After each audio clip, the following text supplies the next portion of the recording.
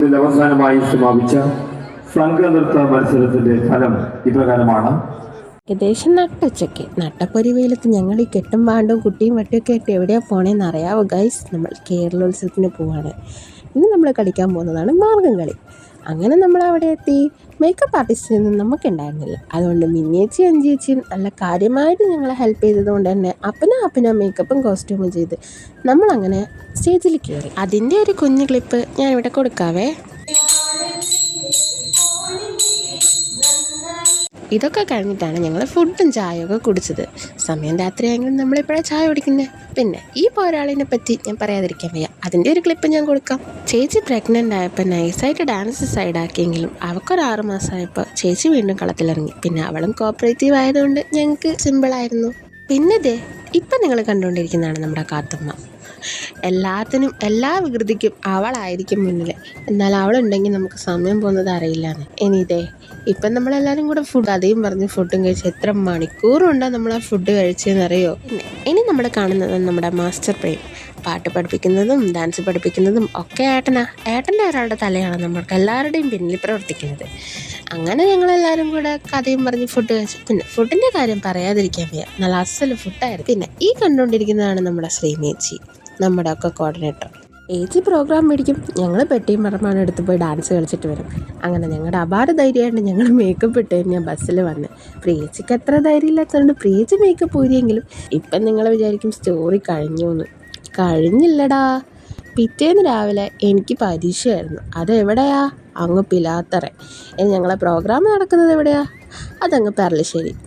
അങ്ങനെ ദൂരം ഒരുപാടുണ്ടെങ്കിലും രാവിലെ ഞാൻ എനിക്ക് പരീക്ഷയ്ക്ക് പോയി. ഉച്ചയ്ക്ക് 2 മണിയാകുമ്പോഴേക്കും എനിക്ക് തിരിച്ച് പ്രോഗ്രാം സ്ഥലത്ത് എത്തണേ. ഇന്ന് നമുക്ക് എന്തുണ്ട്? തിരുവാതിരയുണ്ട്, സംഘനൃത്തമുണ്ട്. രണ്ടിനും ഞാനും ഉണ്ട്. 1 മണി വരെ എനിക്ക് പരീക്ഷയുണ്ട്. 2:30 ആകുമ്പോഴേക്കും എനിക്ക് അങ്ങ് പെർളശ്ശേരി എത്താൻ വേണം. അങ്ങനെ 11:30 വരെ എക്സാം എഴുതി ഞാൻ അവിടുന്ന് ബസ്സും കയറി. എങ്ങനെയൊക്കെയോ 2 മണിയാകുമ്പോഴേക്കും ഞാൻ അവിടെ എത്തി. 2 മണിയാകുമ്പോഴേക്കും എത്തി. പിന്നെ എനിക്ക് അങ്ങോട്ടൊന്നും ഓർമ്മയില്ലടാ. ചടപടയെന്ന് മേക്കപ്പ് ഇടുന്നു, സാരി ഉടുക്കുന്നു, ഓടുന്നു.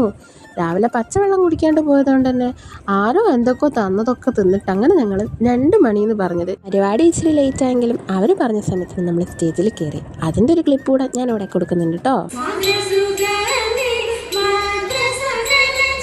ഇനി സംഘനൃത്തത്തിൻ്റെ കാര്യം. തിരുവാതിരൻ്റെ പുറകിൽ തന്നെ ആയതുകൊണ്ട് ഒട്ടും സമയമില്ലായിരുന്നു. ഫോണ് പോയിട്ട് ഞങ്ങൾ തന്നെ എങ്ങനെയാണ് റെഡിയായെന്ന് എനിക്ക് ഓർമ്മയില്ല. അതുകൊണ്ട് വീഡിയോസൊന്നും കിട്ടിയില്ലടാ. എന്തായാലും എൻ്റെ കയ്യിലുള്ള വീഡിയോസ് വെച്ച് ഞാൻ സെറ്റാക്കാം. ഇനി ഇതിൻ്റെ റിസൾട്ട് എന്താണെന്ന് നിങ്ങൾ തന്നെ വീഡിയോ 1 അവസാനമായി സമാപിച്ച സംഘനൃത്ത മത്സരത്തിന്റെ ഫലം ഇപ്രകാരമാണ്.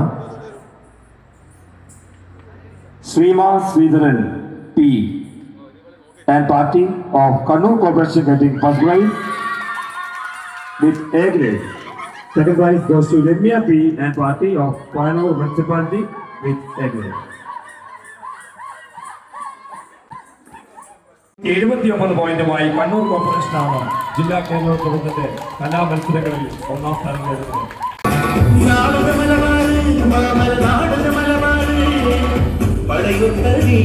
സത്യം പറഞ്ഞാൽ ഈ കപ്പിൻ്റെ പിന്നിൽ ഒരുപാട് കഷ്ടപ്പാടുണ്ടടാ. നേരാവണ്ണം പ്രാക്ടീസ് ചെയ്യാൻ സ്ഥലമില്ലാതെ പാട്ട് പാടാൻ വരാമെന്ന് പറഞ്ഞവർ വരാതെ അങ്ങനെ ഒരുപാട് കഷ്ടപ്പെട്ട് ഞങ്ങൾ തന്നെ നേടിയെടുത്തത് ഞങ്ങൾക്ക് ഈ വിജയം. ഇതിനും നമ്മുടെ കൂടെ കട്ടക്ക് കൂടെ നിന്ന് സതീഷേട്ടന് വേണ്ടി ഞങ്ങൾ ഈ ട്രോഫി ഡെഡിക്കേറ്റ് ചെയ്യുക.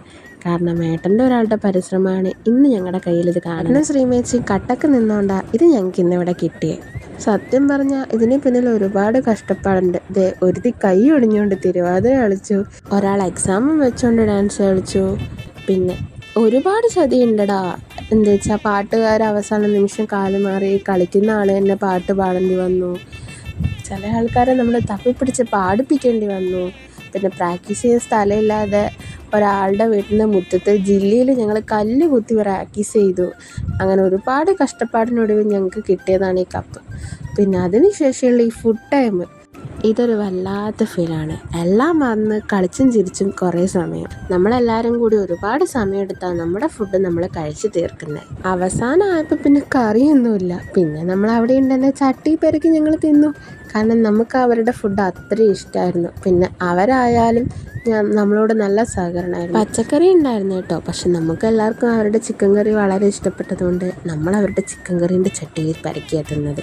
പിന്നെ എന്തൊക്കെ പറഞ്ഞാലും ചിക്കൻ കറിയും ചപ്പാത്തിയും അതൊരു വല്ലാത്ത കോമ്പിനേഷന്.